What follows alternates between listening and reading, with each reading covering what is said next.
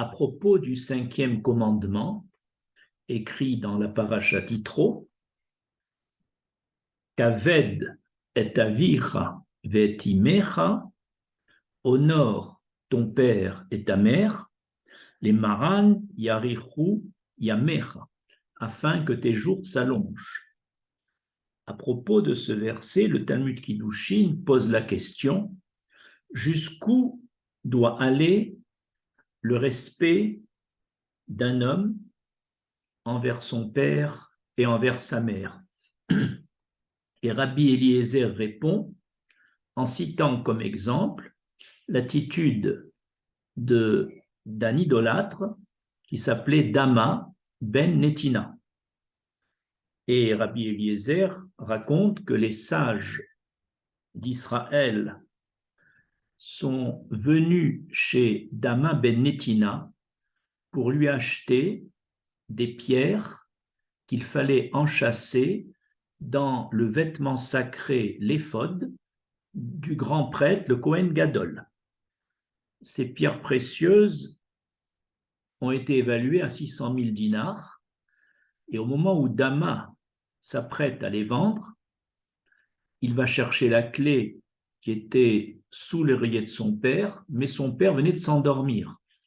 Et afin de ne pas déranger son père, par respect pour son père Netina, Dama renonça à cette vente et les sages partirent. L'année suivante, une vache rousse est née dans le troupeau de Dama, à titre de récompense pour avoir honoré son père. Et les sages mis au courant sont venus pour lui acheter cette vache rousse qui était très rare et qui servait à fabriquer par ses cendres les eaux lustrales nécessaires à purifier tous ceux qui étaient impurs de mort. Et lorsque les sages arrivèrent pour lui acheter cette vache rousse, Para Aduma, Dama leur dit: je sais que quel que soit le prix que j'exigerai pour cette vache rousse très rare, vous serez prêt à me payer. Cependant, je ne veux pas vous demander plus que ce que j'ai perdu l'année dernière, donc vous ne me payerez que les 600 000 dinars, qui est déjà une somme énorme, puisqu'on peut y vivre confortablement pendant environ un millénaire. Et ainsi, les sages ont acheté la vache rousse. Et à ce propos, dans le Talmud Kiddushin, Rabbi Hanina dit: si telle est la récompense de cet homme, Dama, pour avoir spontanément honoré son père alors qu'il n'en avait pas la mitzvah, qu'il n'en avait pas l'ordre,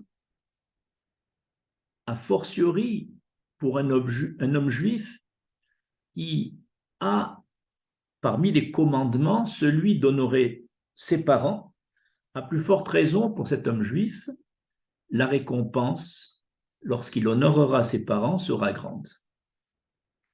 À la suite de ce récit, nous allons nous poser 6 questions. La première question: pourquoi dans le décalogue, c'est-à-dire dans les Aseret Adibrot, dans les 10 commandements, qui sont classés en 2 catégories, les 5 premiers commandements sont relatifs au rapport entre l'homme et son créateur, et les 5 derniers commandements sont relatifs au rapport entre l'homme et son prochain. Pourquoi le commandement d'honorer son père et sa mère se trouve-t-il à la fin de la première partie, c'est-à-dire à la fin des 5 commandements la même où ce sont des commandements entre l'homme et Dieu. Donc, cette mitzvah d'honorer ses parents aurait dû être dans la deuxième partie du décalogue avec les relations avec autrui. La réponse est la suivante. Étant donné que à toute naissance, il y a 3 participants, il y a l'Éternel lui-même, le Père et la Mère. Et donc, chaque être humain, en honorant son père et sa mère, en fait, honore l'Éternel, qui est le partenaire associé au père et la mère, au père et à la mère. Et inversement, ne pas honorer son père et sa mère revient à ne pas honorer l'Éternel. Et d'ailleurs, pour bien montrer ce qu'on vient de dire, la Torah a employé exactement les mêmes termes. Kaved et avira et imecha, honore ton père et ta mère. Elle a dit également Kaved et Hashem Elokecha, honore l'Éternel ton Dieu, avec les mêmes mots. C'est-à-dire qu'Hachem va être honoré lui-même à travers l'honneur que nous, on porte aux parents. Et plus on respecte nos parents, et plus on honore l'Éternel. Deuxième question. Y a-t-il une différence entre le respect des parents par les non-juifs et le respect des parents par les membres de l'Assemblée d'Israël? Certes, la notion de respect des parents n'a rien de spécifiquement juif. C'est un sentiment inné dans tout être humain de vouloir, quelle que soit sa religion ou sa race, de vouloir honorer ses parents pour exprimer la gratitude qu'ils ont envers eux, de les avoir fait naître, de les avoir éduqués, etc. Et donc, normalement, l'attitude d'un juif ou d'un non-juif devrait être identique par rapport à cette notion de respect des parents. Cependant, il y a une différence. Chez les nations, il n'y a pas un ordre formel d'honorer ses parents parmi les 7 commandements de Noach.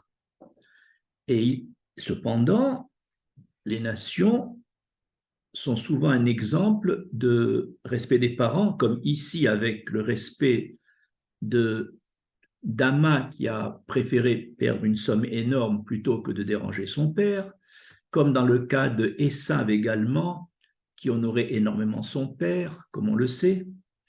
Donc, il y a cette notion d'honorer les parents chez les nations, mais ce respect leur est dicté par leur conscience, par leur gratitude et par leur sechel, c'est-à-dire par leur intellect. C'est humain, c'est normal d'honorer ses parents. Et à ce titre, ils font la mitzvah spontanément. Chez les béné Israël, c'est une autre façon de voir. L'honneur des parents est dicté par le commandement, par la mitzvah d'honorer ses parents. C'est-à-dire que avant même toute considération de gratitude, que c'est humain, que c'est raisonnable, la véritable raison d'un ben Israël qui respecte ses parents, c'est d'accomplir la mitzvah du 5e commandement, Kaved et avicha ve'et imecha. Et c'est-à-dire que, certes, la mitzvah d'honorer ses parents est une mitzvah rationnelle, acceptée par tous. Mais quand il existera une mitzvah irrationnelle, comme justement la vache rousse, qui, par ses cendres ajoutées à l'eau lustrale, ajoutées à de l'eau, donne l'eau lustrale qui va purifier, ça c'est quelque chose de totalement irrationnel. Alors là, le peuple d'Israël va y souscrire parce que son seul but, c'est de respecter la mitzvah d'Hachem, tandis que le non-juif ne va pas forcément souscrire aux mitzvot irrationnels. Et ça, c'est la différence entre les deux. Troisième question. Pourquoi est-ce une para adouma, une vache rousse, qui a récompensé Dama pour son attitude de respect envers son père? Nous avons cité deux raisons. La première, c'est que aussi bien les pierres précieuses pour les l'éphod que Dama a renoncé à vendre, par respect pour son père, aussi bien la vache rousse, ce sont deux produits payés par la caisse du temple, par la caisse Ekdesh du trésor du temple. Donc, ainsi, Dama, qui a renoncé à vendre les pierres de l'éphod, qui est payé par la caisse du temple et qui est un produit Ekdesh, va recevoir en compensation une vache rousse payée également par la caisse du temple, et c'est un produit Ekdesh. La deuxième raison, c'est que Dama a renoncé à vendre des pierres précieuses afin d'honorer son père, cet honneur étant à ses yeux logique et rationnel. C'est ce qui a été sa motivation. Alors Hachem lui a envoyé en récompense une vache rousse dont la mitzvah de la vache rousse est une mitzvah tout à fait irrationnelle. Donc le but de cette vache rousse était, à travers les louanges faites à Dama, était de faire une louange encore supérieure au peuple d'Israël, capable, pour une mitzvah irrationnelle, d'acheter à un prix et prêt à acheter à un prix supérieur aux pierres précieuses la vache rousse. Et c'est pourquoi que on voit ici que la deuxième raison pour laquelle Hachem a donné une vache rousse, c'est pour montrer le mérite du peuple d'Israël capable de payer à un prix très élevé une para adouma. Quatrième question. Pourquoi Dama, qui aurait pu vendre la vache rousse bien plus cher et les sages auraient été obligés d'accepter, pourquoi Dama a-t-il vendu la vache rousse au prix des pierres précieuses et pas plus cher? Citons deux réponses. La première, au peuple d'Israël qui a reçu l'ordre formel, le 5e commandement, d'honorer père et mère, Hachem a prévu, pour le respect des parents, une double récompense. Comme il est écrit dans la paracha Vaetranan à propos de ce 5e commandement, Kaved et avir et imer, honore ton père et ta mère, les maran yirechun yamer, afin que tes jours se prolongent, ou les maran yitevlach, et afin de te rendre heureux, de te favoriser dans le monde futur. Or, Dama, qui était injuste des nations de par son attitude, sait que pour lui, qui n'a pas l'ordre formel de la Torah d'honorer ses parents, que pour lui, la récompense d'honorer ses parents se fait dans le Olam Hazé, dans ce monde-ci. Et comme il était conscient de la valeur du Olam Haba, il a voulu avoir une part dans le monde futur.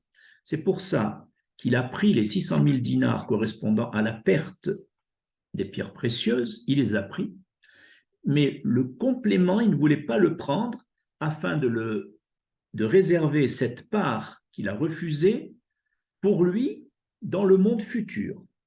C'était son but. C'est le Maharsha qui explique ce qu'on vient de dire. Deuxième raison, d'après le Talmud Kiddushin Yerushalmi, le récit qu'on a fait au début de ce cours est un peu différent. Voici ce récit apporté par le Talmud Yerushalmi. Dama ben Netina donc n'a pas voulu réveiller son père en prenant la clé du coffre sous son oreiller, comme on l'a dit, et lorsque Dama a refusé de vendre ses pierres, les sages ont pensé qu'en fait, il voulait un prix plus élevé que les 600 000 dinars. Et les sages ont surenchéri. Et Dama refusait encore. Ils ont continué à accepter un prix encore plus fort. Et au cours de ces négociations, le père se réveille.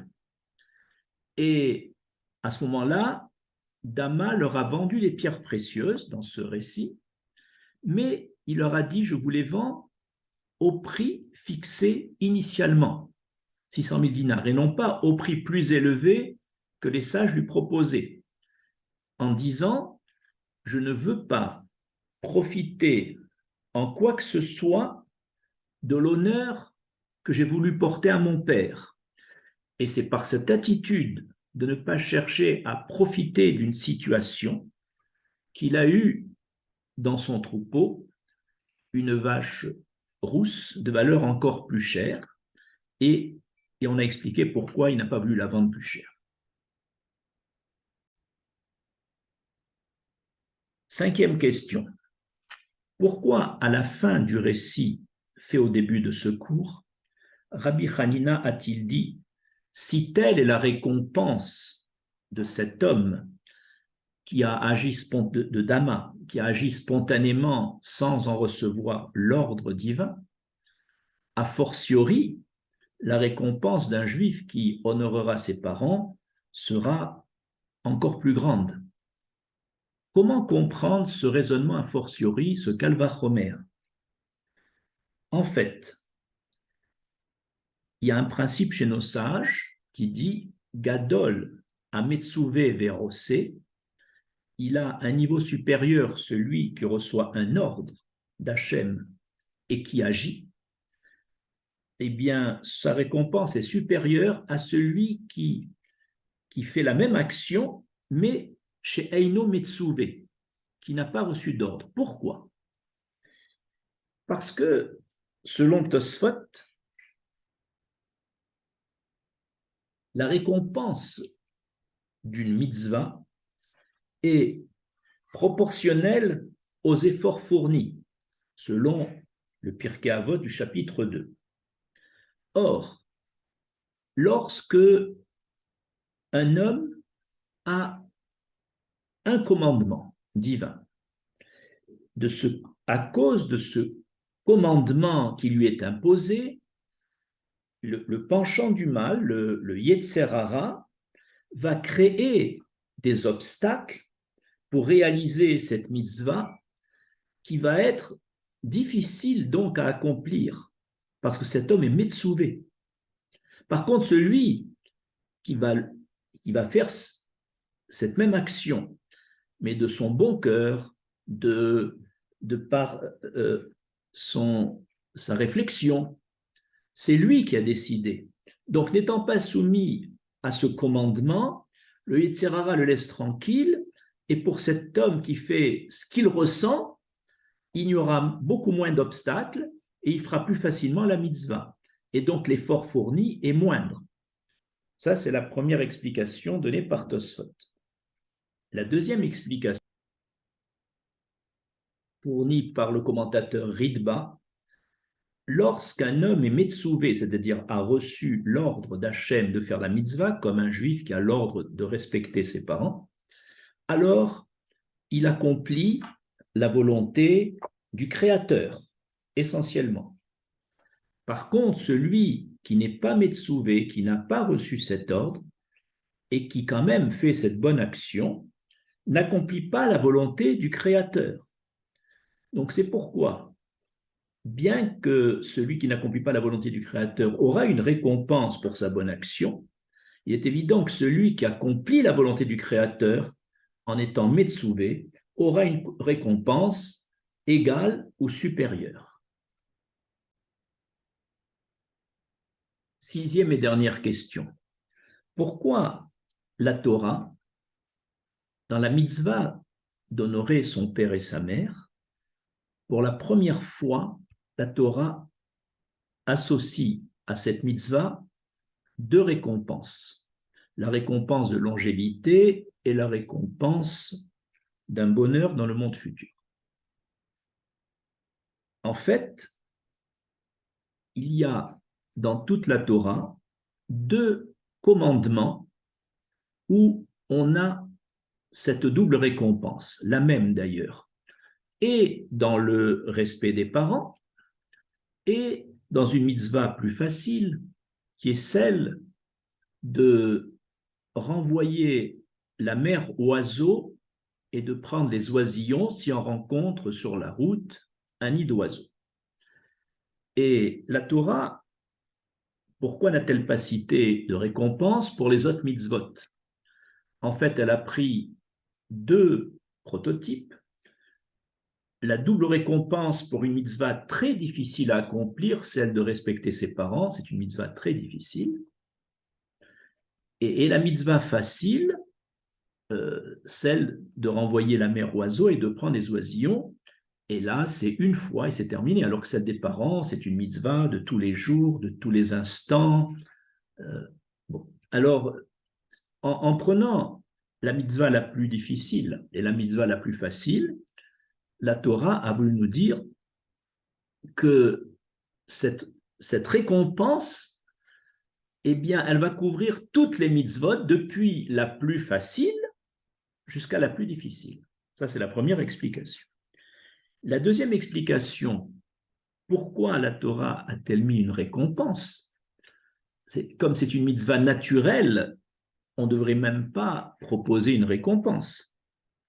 Alors, c'est pour nous dire, si déjà la récompense du mitzvah logique, rationnel, accepté par toute l'humanité, est marquée dans la Torah, dans le 5e commandement, à plus forte raison, lorsqu'on accomplit une mitzvah qui est irrationnelle, qu'on ne comprend pas, on le fait uniquement pour accomplir la volonté de notre Créateur, à plus forte raison pour une mitzvah qui comporte des risques, des dangers. C'est comme ça que le Midrash Devarim Rabbah explique. Je vous remercie.